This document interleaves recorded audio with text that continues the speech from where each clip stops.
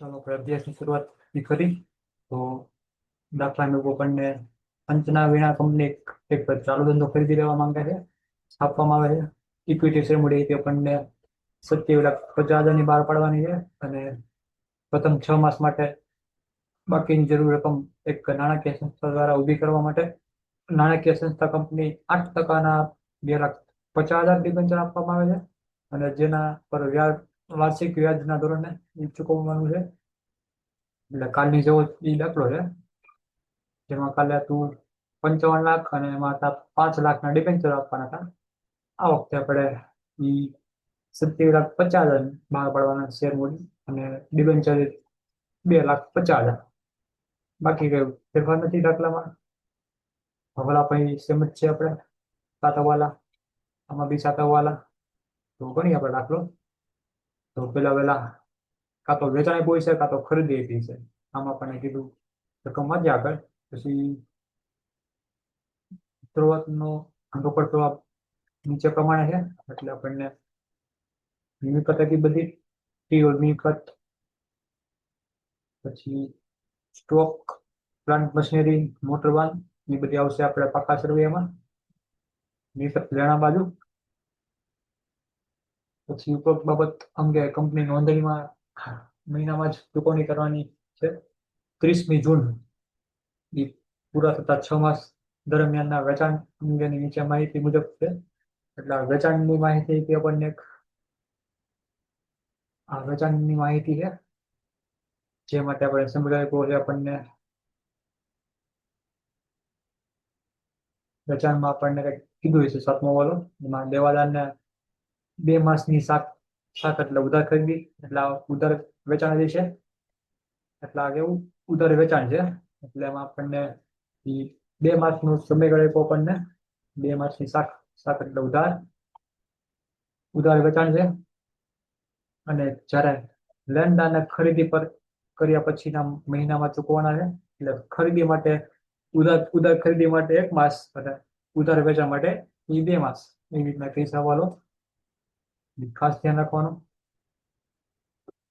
એટલે વેચાણમાં આપણે પેલા વેચાણની ગણતરી કરીએ. આમ તો વેચાણ અને આ બે એકમાં જ થઈ જાય, કેમ કે આ વખતે આપણે વેચાણ આપ્યું છે, ઓલા વખતે ખરીદી મુજબ આપ્યું હતું ને, એટલે આપણે ખરીદી પણ છે નહીં, ગોતવાનું કઈ કીધું નથી. એટલે આપણે ખરીદી નહીં ગોતીએ, કેમ કે ઉધાર વેચાણ એ જ આપણા માટે ઉધાર ખરીદી. એટલે આપણે ખરીદી માટે 1 માસ, ઉધાર ખરીદી માટે તો કી અને પછી મજૂરી અને પગાર એ એક આપણને એ બધું એકમાં આવી જાય. પછી 20% આપણે યાદ રાખ્યું હતું, વેચાણ પરના કાચા નફાના 20%, તો વેચાણની પડતર વેચાણના 80%. તો બનાવીએ આપણે બધું એકમાં આવી જાય. તો કરીએ આપણે નંબર 1.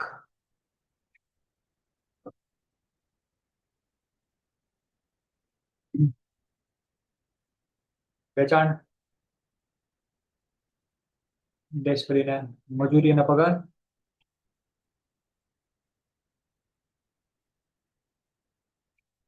મજૂરી અને પગાર અને ખરીદીની ગણતરી આપણે બધું એકમાં જ લઈ લઈએ, કેમ કે આપણને વારંવાર ખાના ન બનાવવા પડે. એટલે આપણે બધું એકમાં લઈ લીધું. અન્યથા તમે પણ અલગ અલગ રીતે પણ કરી શકો, એમાં ના નહીં. માસ, ઉધાર વેચાણ, જે માટેનો સમયગાળો કોણને 7મા વાલામાં. ઉધાર વેચાણ જેના કેટલાક 2 માસ આપણે કીધું 7મો વાલો, એ બધાને 2 માસની શાક એટલે ઉધાર આપવામાં આવે છે. એટલે આપણને ઉધાર વેચાણ માટે 2 માસ. પછી આગળ એવી રીતના હવે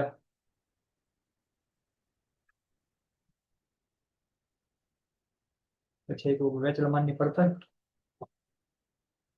વેચેલ માલની પડતર એ વેચાણના અને કેટલાય પાછા કાચા નફા પર 20% છે, તો 100 માંથી 20 બાદ નાખવાના એટલે 80%. એ આવી આપણે વેચાણ માલની પડતર, વેચાણને 80%. એટલે ટૂંકમાં જે વેચાણ છે ને 80% કરવાના, તે આપણને વેચાણ માલની પડતર એ મળે. ત્યાર પછી મજૂરી પગાર બાદ કરવાનો છે, તો બાદ મજૂરી પગાર. તો પગાર મજૂરી હોત તો આપણે અહીં નો દર્શાવત, તો આપણે ઈ રોકડ અંદર સૂત્રમાં લખાય અને પછી એની બીજી સર આપવાની. તો પછી અહીંયા તો મજૂરીનો પગાર આપ્યો છે, એટલે એ માટે આપણને સમયગાળો પણ આપ્યો આપણને, જે માટે આપણે ઈ ત્રીજો વાળો મજૂરીનો પગાર. ત્યારબાદ પછીના કીધો આપણને, એટલે બીજા મહિનાના પહેલા જ દિવસે ચૂકવાના છે. અને આગળ વધીએ તો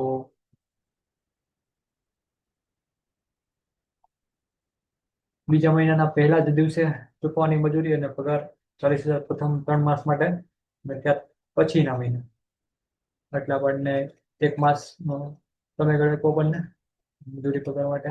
તો મજૂરી પગાર 1 માસ.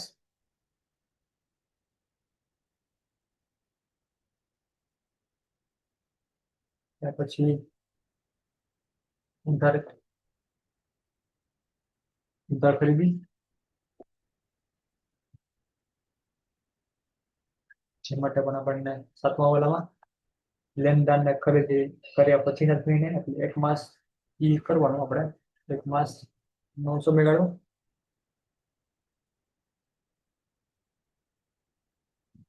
આવી રીતે ખાના બનાવવાના, તે માટે આપણે જાન્યુઆરી, ફેબ્રુઆરી, માર્ચ, એપ્રિલ, મે અને જૂન ને કુલનું ખાનું પણ બનાવવાનું.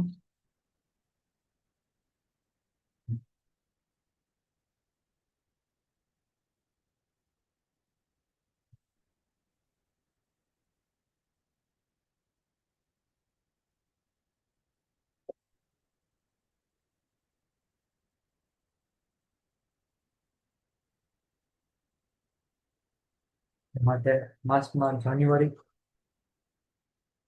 ફેબ્રુઆરી, માર્ચ, એપ્રિલ, મે અને જૂન છેલ્લું પણ હોય છે કુલનું. ઉધાર વેચાણ આપણને આપણને 7 લાખ.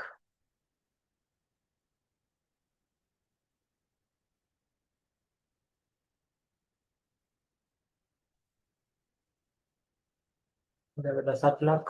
પછી આપણને ફેબ્રુઆરીમાં આપણને કુલ 7,50,000. પછી માર્ચમાં 9,25,000.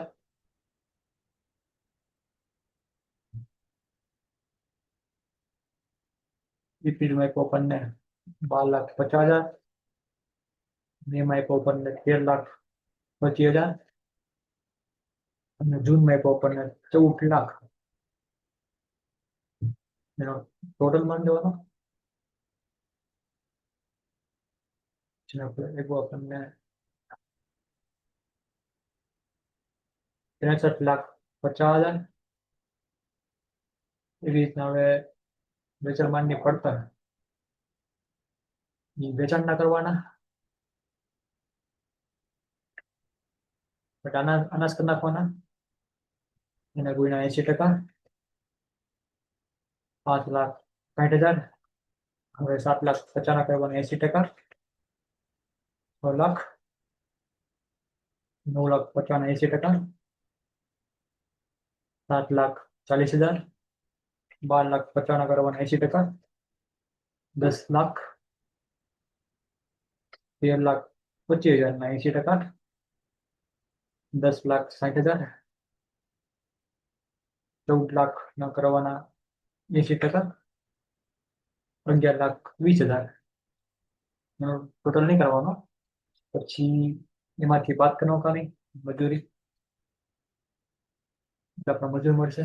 વેચાણ માટે પડતર એમાંથી બાદ કરી નાખવાની, એટલે 7 લાખ માઇનસ 5,60,000, એટલે આપણને 5, સોરી, મજૂરી માટે આપણે હવાલો આપ્યો છે, તો હવાલો વાંચવાનો, જે માટે આપણને એક કઈ છે હવાલામાં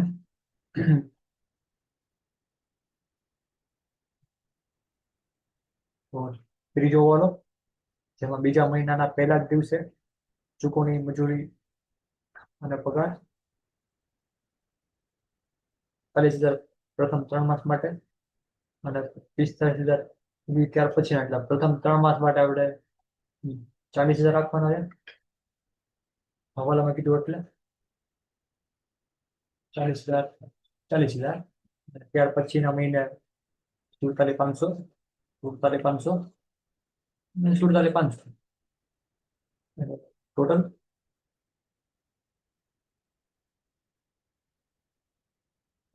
2,62,500.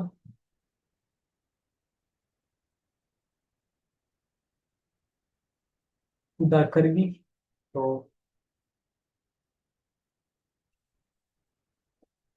ઉધાર ખરીદી ગોતવા માટે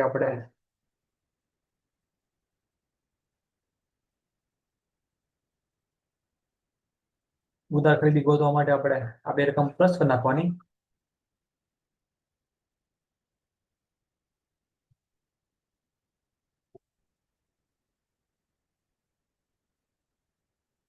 એટલે આ રકમ માઇનસ કરી નાખવાની, એટલે આપણને મળશે. તો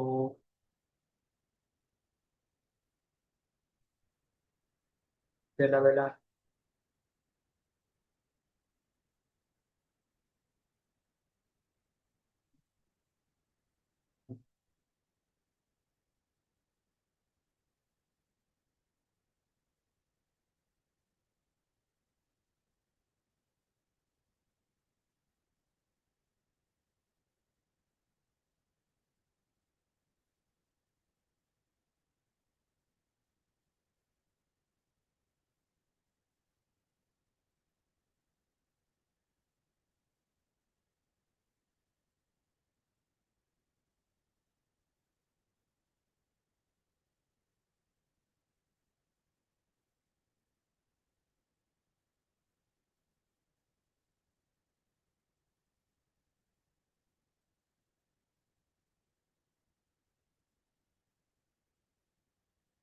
સીધી રીતે આપણે આમાંથી બાદ કરી નાખવાના, એટલે 5,60,000 માઇનસ, એટલે કરીએ આપણે 5,60,000 માઇનસ 40,000, એટલે આપણને રકમ આવશે ઉધાર ખરીદીની. એટલે આપણે 5,60,000 માઇનસ એ તમે 40,000 કરવાના, એટલે આપણને રકમ આવશે એ આપણા માટે ઉધાર ખરીદી. એવી રીતના હવે 6 લાખ માઇનસ 40,000, એટલે આપણને મળશે 5,60,000.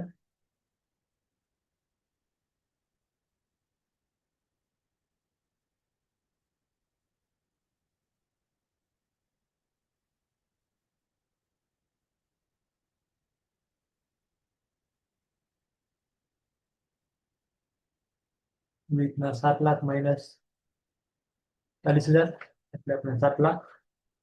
10 લાખ માઇનસ 47,500, 9,52,500. 10,60,000 માઇનસ 47,500, 10,12,500. 11,20 માઇનસ 47,500, 10,72,500. એમનું ટોટલ કરી નાખવાનું.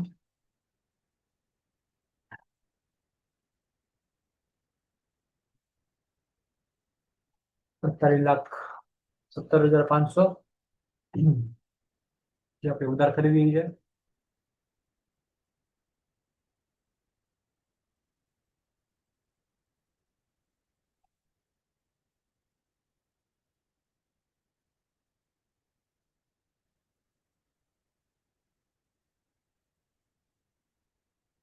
તો હવે આપણે બોક્સ બનાવવાના છે,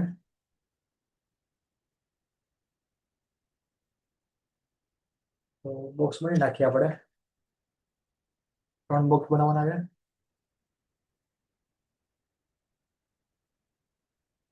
એટલે છેલ્લેથી બે માસ મૂકીને જૂને પૂરું થાય છે. જૂનથી ખેંચી લેવાનું. અને બાજુ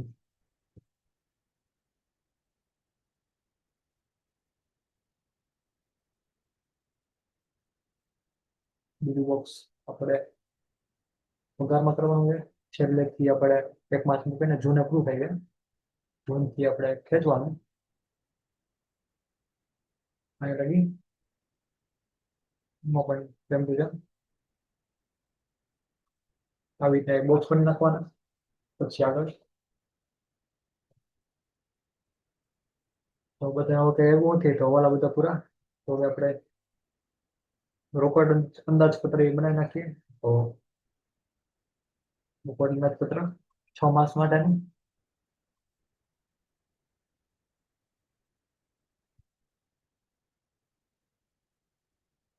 પેલા વેલા શ્રી ના વીણા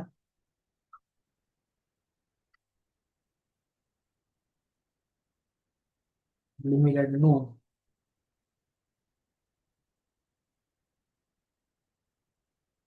જાન્યુઆરી થી જૂન માસ સુધીનું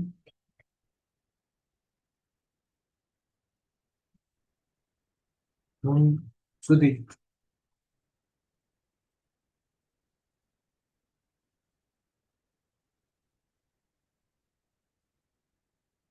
6 માસનું રોકડ અંદાજપત્રક.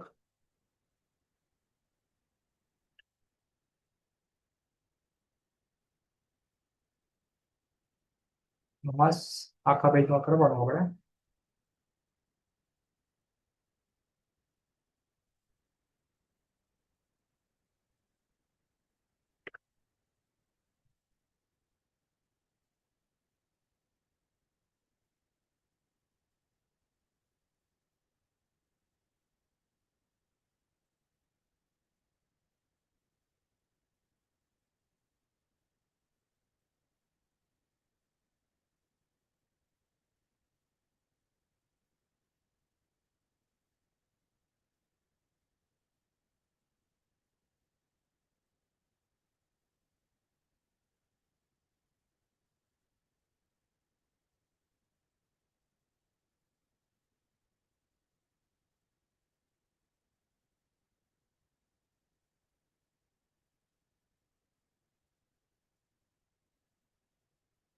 ત્રણ, સાત, આ પાંચ, નકા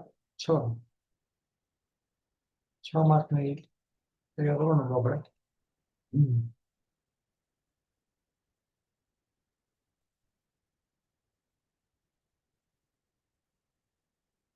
આવી રીતના 6 માસનું એ રોકડ અંદાજપત્ર એ બનાવવાનું.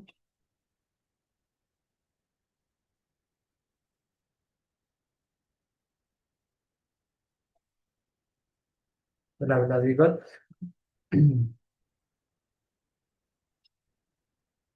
જાન્યુઆરી, ફેબ્રુઆરી, માર્ચ, એપ્રિલ, મે અને જૂન. પેલા પેલા શરૂઆતની રોકડ સિલેક્ટ કરવાની. શરૂઆતની રોકડ સિલક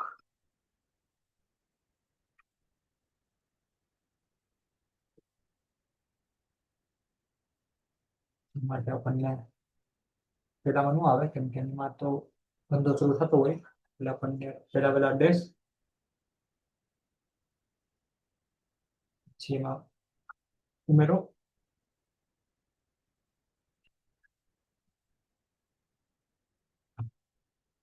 ઉમેરો રોકડા આવકો અંદાજિત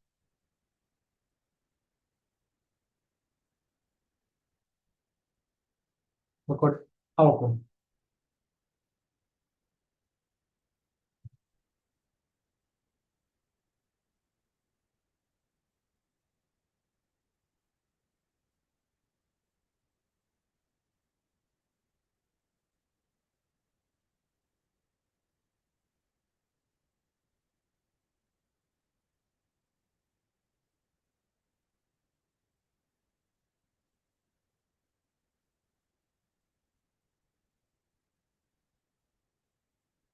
તો રોકડ આવક તરીકે આપણે પેલા ઇક્વિટી શેર મૂડી આપી હતી આપણને 27,50,000.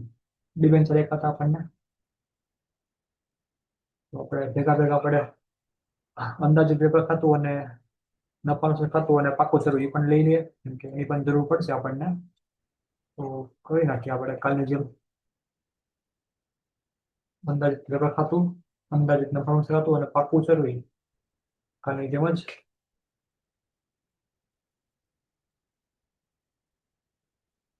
બનાવવાનું.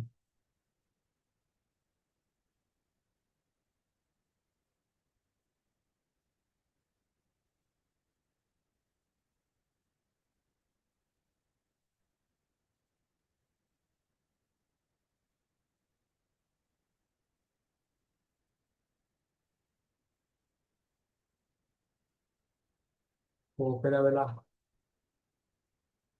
શરૂઆત માટે આપણે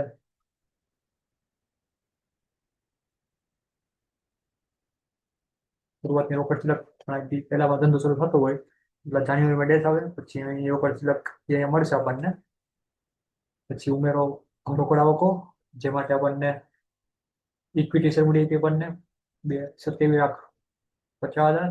તો ઇક્વિટી શેર મૂડી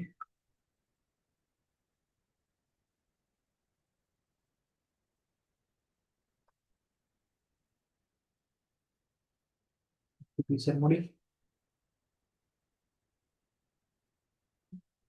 બહાર પાડી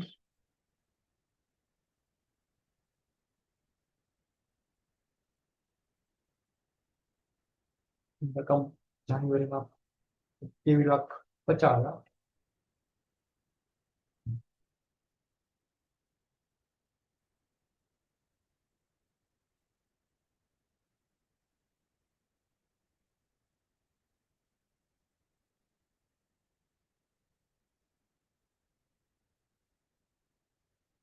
જે આપણને 8% ડિબેન્ચર,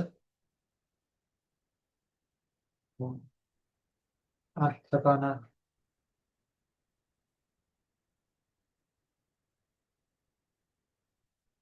ડિબેન્ચર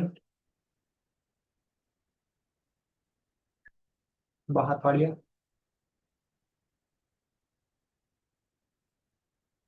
2,50,000.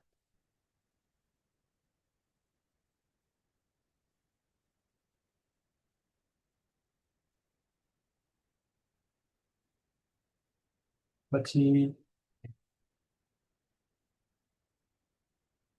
બીજી શરત પણ આપવાની,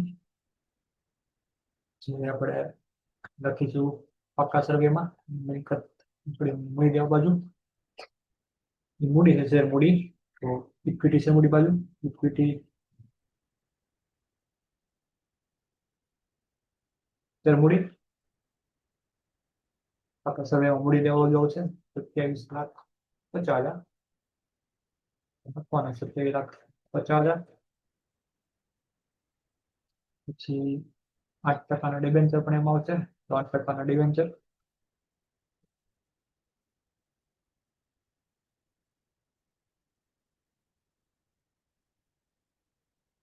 2,50,000. અને ડિબેન્ચર આવ્યું એનું વ્યાજ પણ લાગશે, તો એને જે વ્યાજ હોય ને એને કહેવાય ચૂકવવા બાકી વ્યાજ. તો લખવાનું ચૂકવવા બાકી વ્યાજ, જે આપણને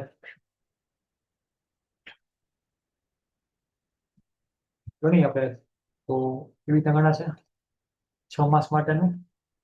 તો 2,50,000 એને ગુણ્યા 8%, એને ગુણ્યા 6/12, એટલે પણ 10,000 જે વ્યાજ આવે છે. તો 6 માસનું વ્યાજ હતું, તો એ લખવાનું 6 માસ.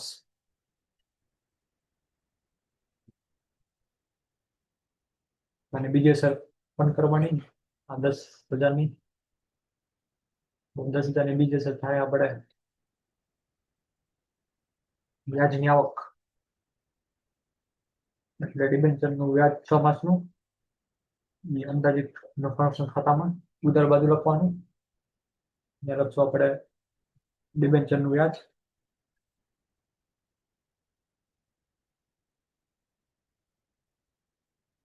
ડિબેન્ચરનું વ્યાજ 6 માસ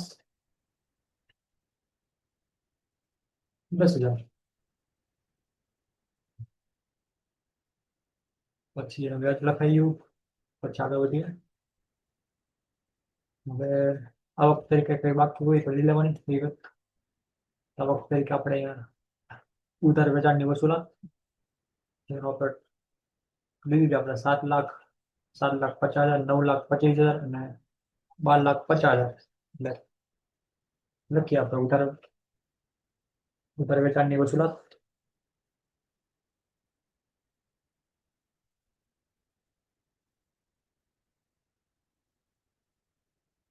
પ્રથમ 2 માસમાં ડેશ છે એટલે આપણે આ 2 માસ મૂકી દેવાના અહીંથી. આ મૂકી દેવાનું, આ માસ મૂકી દેવાનું. પછી આપણે રકમ લખવાની. તો 7,00,000, પછી 7,50,000, પછી રકમ બંને 9,25,000, પછી રકમ બંને 12,50,000. બે રકમ જે નથી આવી, આ બે રકમ એ બે લખવાની ક્યાં આપણે લખશું એટલે આ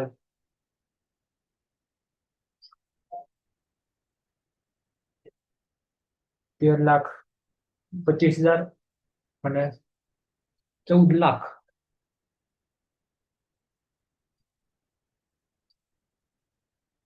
બે રકમ લખશું આપણે 13,25,000 અને કેટલા છે 14,00,000.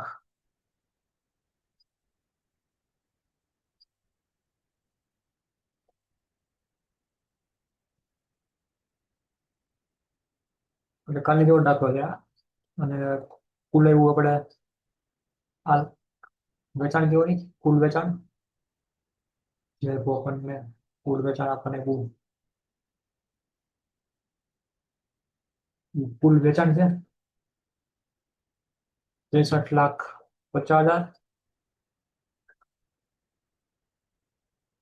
તો કુલ વેચાણ હોય એ હંમેશા આપણે વેપાર ખાતામાં જાય તો અહીંયા લખવાનું વેપાર ખાતાની જમા બાજુ ઉપર લખી નાખીએ વેચાણ.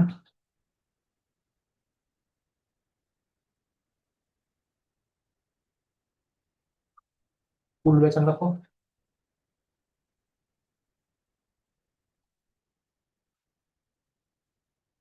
તો આપણને 63,50,000.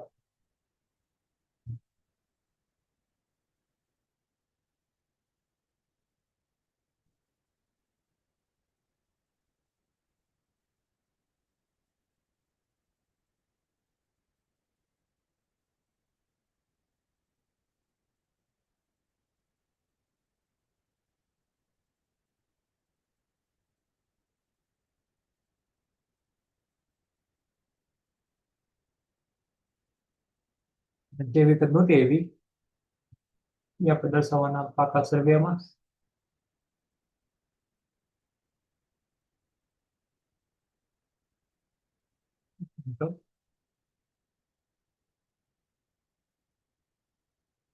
વસૂલાતની રકમ મિલકત લેણા બાજુ દેવાદાર તરીકે લખવાનું હોય. જે આપણે દેવા હોય એટલે આપણે મિલકત લેણા બાજુ રકમ એની જે છે 14,00,000 અને 13,25,000. તો ત્યાં લખવાના આપણે મિલકત લેણા બાજુ દેવાદાર કૌંસમાં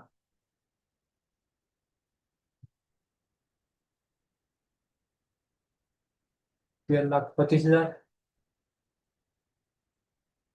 13,25,000 વત્તા 14,00,000. એ બેનો ટોટલ લખવાનું હોય તો લખવાનું ટોટલ નાખીએ આપણે બેનું તો 13,25,000 વત્તા 14,27,25,000 બધાને કમ લખાઈ ગઈ.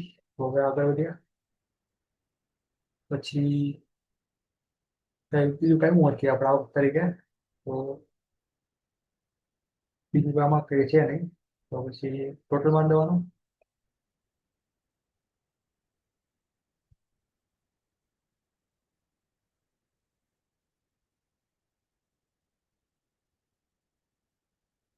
તેની અંદર ટોટલ મારી તો એને કહેવાનું કુલ અંદાજિત આવકો, કુલ અંદાજિત રોકડ આવકો,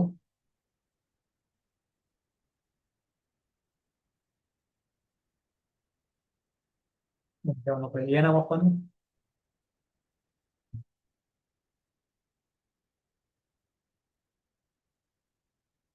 માટે આપણે એને બે રકમ લીધી તો ટોટલ 30,00,000. એમાંથી બાદ રોકડ આવકો,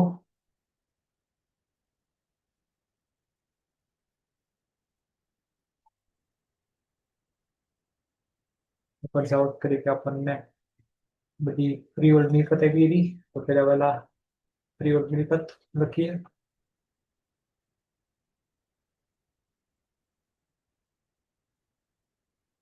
ફ્રીહોલ્ડ મિલકત ની ખરીદી અમારે કમાઈ આપણને 12,50,000. સ્ટોક, આ સ્ટોક ની રકમ એ આપણે 3 વાર લખવાની છે. આખાનો સ્ટોક એ આપણા માટે શરૂઆતનો સ્ટોક 3,00,000.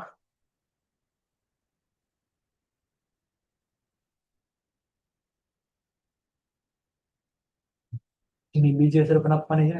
હમણાં નહીં પણ એકાદ આપી દઈએ. પછી પ્લાન્ટ મશીનરી,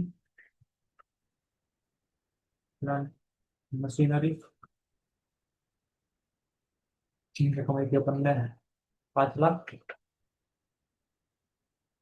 પછી એવું આપણને મોટર વાહન 2,50,000. બીજી અસર આપવાની તો મિલકત લેણા બાજુ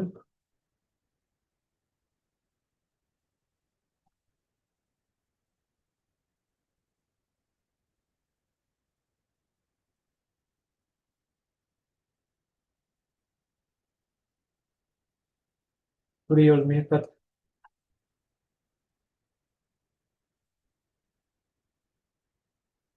આપણને 12,50,000.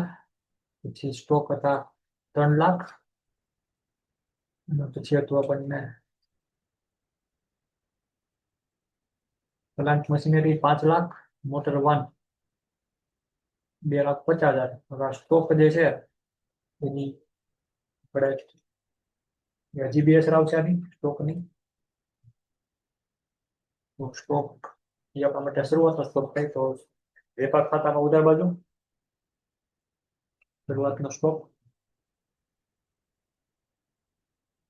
જેમાં આપણને 3,00,000. બીજા આપણા માટે આખાનો સ્ટોક ગણાય. કોઈના વેચાણની નીચે લખવાનો આખો સ્ટોક. શરૂઆતનો સ્ટોક એ એમને આખો સ્ટોક હોય તો 3,00,000. એટલે આમ ગણીએ તો આપણને સ્ટોક 4 વાર થાય.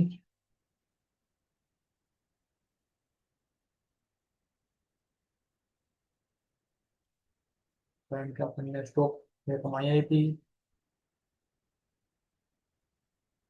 અહીંયા બી છે અને અહીંયા પણ છે સ્ટોક. આમ ગણીએ તો 4 વાર સ્ટોક આવી જાય છે.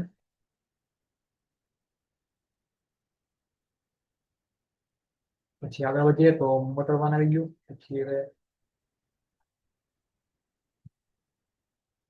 ઉધાર ખરીદીની ચૂકવણી લઈએ, કેમ કે બીજું આ વખતે કંઈક આપ્યું નથી. પછી પગાર પછી લઈએ. આમ તો પેલા પગાર લઈ લે, તો નંબર મોટા પછી મજૂરી, મજૂરી અને પગાર.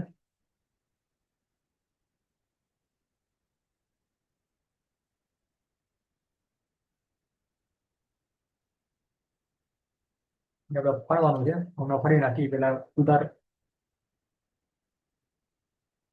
ખરીદીની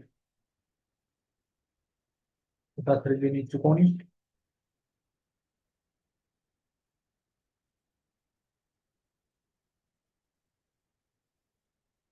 તેના પેલા મજૂરી પગાર લઈએ તો પ્રથમ 2 માસ માટે, પ્રથમ 1 માસ માટે ડેશ છે, પેલામાં ડેશ અને પછી રકમ લખવાની. તો મજૂરી માટે 40,000, 40,000, 40,000, એટલે 3 માસ માટે 40,000, 40,000, 40,000.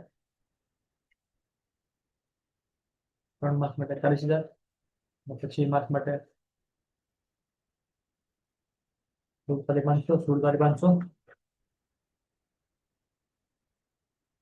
હજી એક 47,500 વધે છે, જે આપણે લખવાના. આ લાલ બોક્સ પૂરી 47,500 જૂન માટેના. જૂન આવી ગયા પણ 1 માસ વીતું તો આપણે, એટલે એના ઘટે ને, તો એ લખવાના આપણે પાકા સમયમાં. ત્યાં લખવા પડે ચૂકવો બાકી મજૂરી, ચૂકવો બાકી મજૂરી.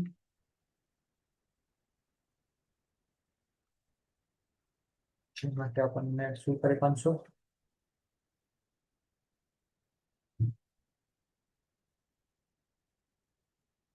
પછી ઉધાર ખરીદીની ચૂકવણી, એમાં પણ 1 માસ મૂકી દેવાનું.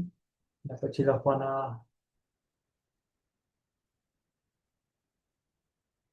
5,30,000, 5,60,000, 7 લાખ, 9,52,500, 10,12,500. અને જે રકમ ઘટે 10,72,500 એ આપણે લેણદાર કહેવાય. તો લેણદાર મૂડી દેવા બાજુ લેણદાર 10 લાખ કેટલા હતા? લેણદારોમાં આપણને 10 લાખ,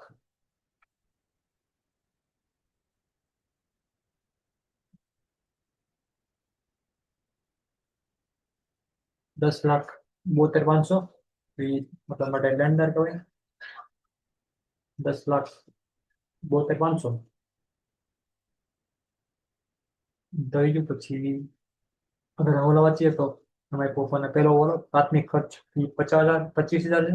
તો કે માસ ને આપણને ફેબ્રુઆરીમાં, તો ડાયરેક્ટ ફેબ્રુઆરીમાં લખવાના 25,000 ને કહેવાનું પ્રાથમિક ખર્ચ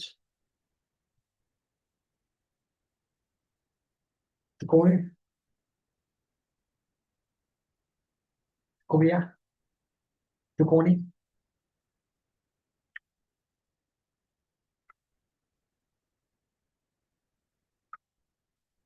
પ્રાથમિક ખર્ચની ચૂકવણી એ રીતના દર્શાવવાનું.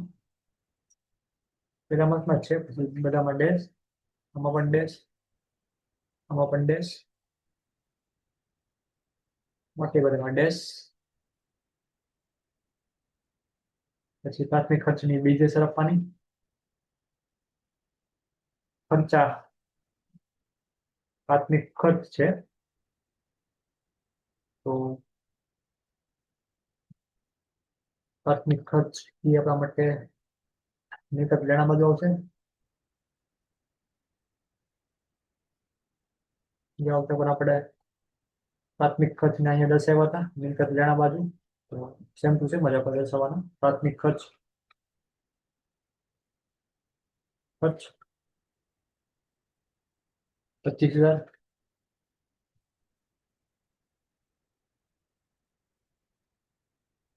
ને પછી આગળ વધીએ તો પછીનો વાલો દરેક માસના અંતે સામાન્ય ખર્ચ ઈ 25,000 રાખવાનો છે આપણે. તો સામાન્ય ખર્ચમાં 25,000. તો સામાન્ય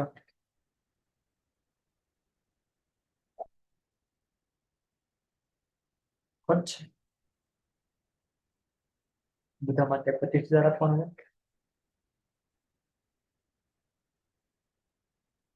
આમાં 25,000, આમાં 25,000, આમાં 25,000, આમાં 25,000 અને 25,000.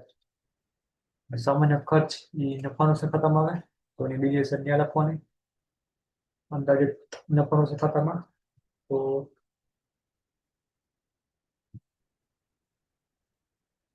દર્શાવીએ આપણે કુલ સામાન્ય ખર્ચ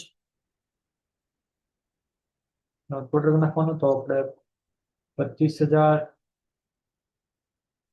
એના ગુણ્યા 6 કરો એટલે આપણને ટોટલ મળી આવે ને 1,50,000. પછી આપણે ધાવક તરીકે કંઈક બીજું કમાવી હોય તો લખવાનું. પછી બધું આવી ગયું આપણે. અહીંયા આપણને સ્ટોકનો દર એક સરખું કીધું આપણે એટલે અહીંયા આખા સ્ટોક અહીંયા લખ્યું આપણે, કેમ કે સ્ટોકનો દરની જળવાઈ રહી. અને પછી હવે ટોટલ મારી દઈએ. તો એને કહેવાનું આપણે કુલ અંદાજિત રોકડ જાવકો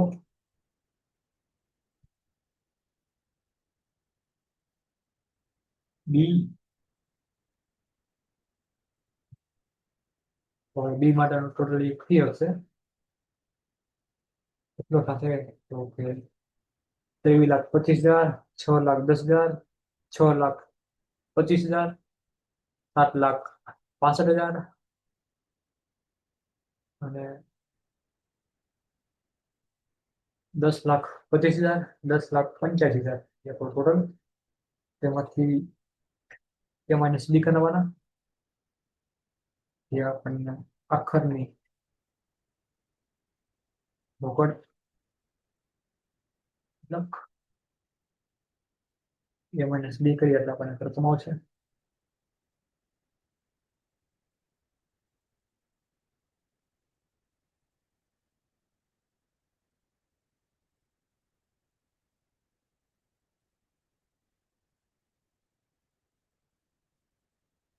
કરીએ આપણે એ માઇનસ બી.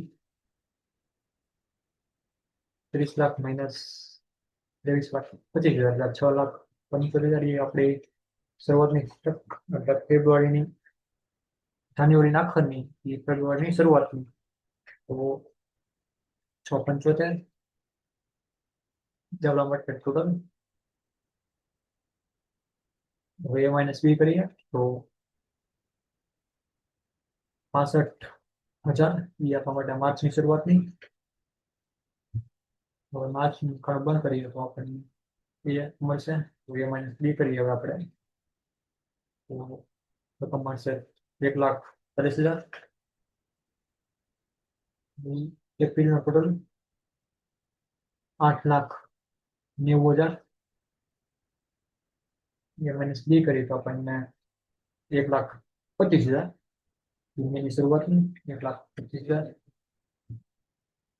એનો ટોટલ માનીએ 10,50,000. તો 10,50,000માંથી જે બાદ કરીએ આપણે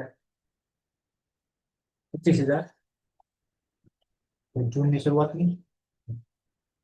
જૂનનો ટોટલ મારીએ આપણે 12,75,000 અને એમાંથી માઇનસ બી કરીએ એટલે આપણને જે રકમ આવે છે 1,90,000. જૂન માસ માટેની આખરની સિલક 1,90 આવ્યા. તો 1,90 ની બીજી અસર આપવાની. જે લખવાનું આપણે મિલકત લેણા બાજુ જૂન માસની આખરની રોકડ સિલક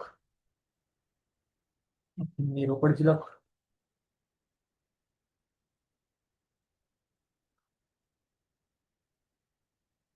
1,90,000.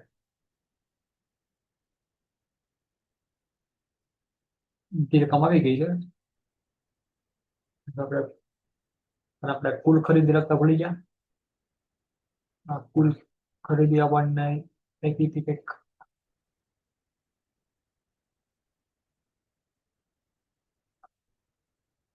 કુલ ખરીદી 48,17,500, 48,17,500 એ આપણી કુલ ખરીદી હતી. અને આ લખવાનું કુલ ખરીદી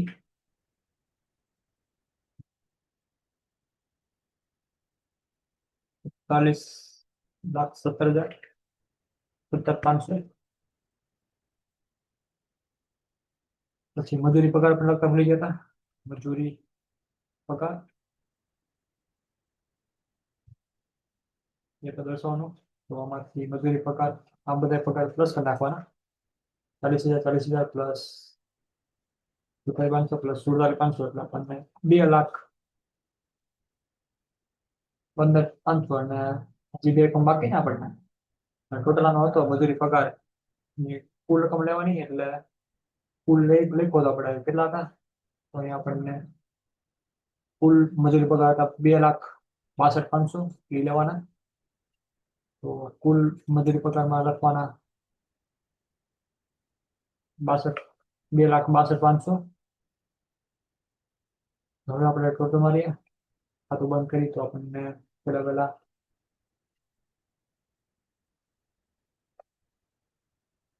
66,50,000, 66,50,000 માઇનસ કરીએ બધી રકમ.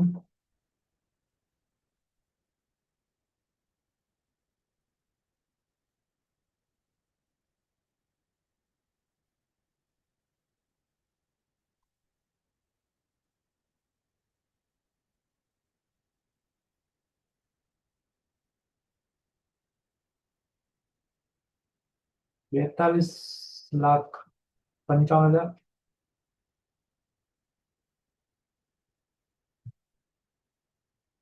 જે આપણા માટે હોય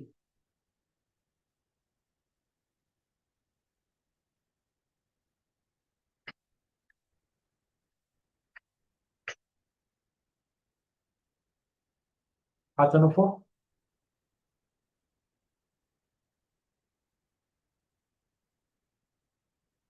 નફા નુકસાન ખાતે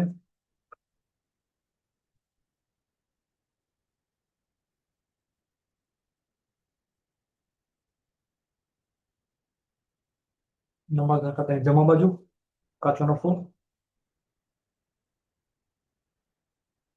વેપાર ખાતેની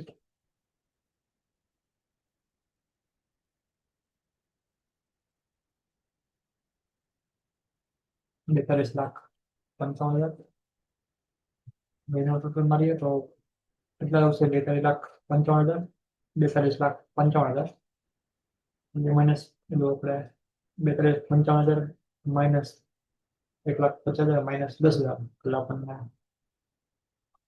40,55,000 એ આપણા માટે ચોખ્ખો નફો.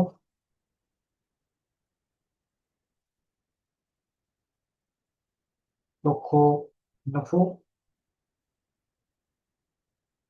પાકા સેવિયામાં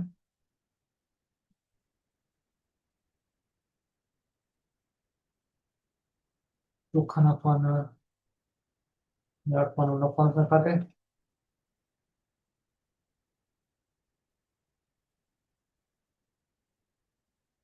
નફા નુકસાન ખાતે ચોખ્ખો નફો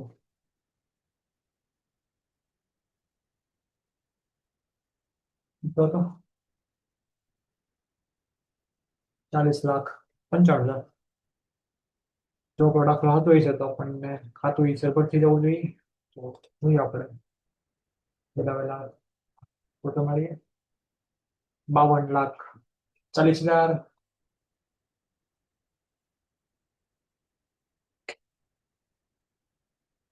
ફોટો મારીએ તો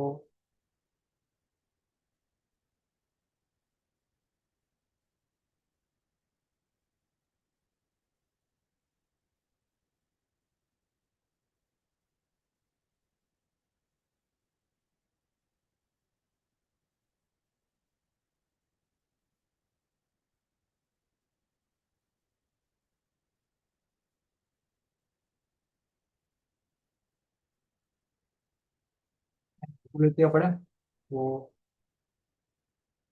ટોટલ આવશે અહીંયા આપણો 12,70,000, 12,70,000, 12,70,000 ફેરવવાના માઇનસ તો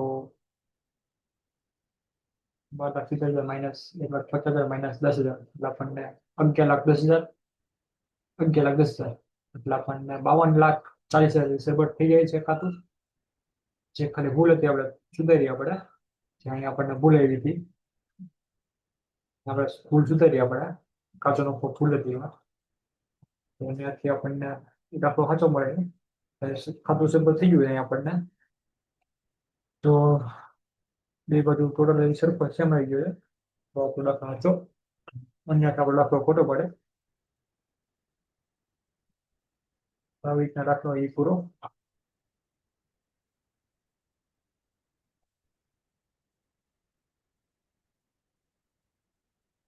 અહીંયા સુધી રાખ્યા છે.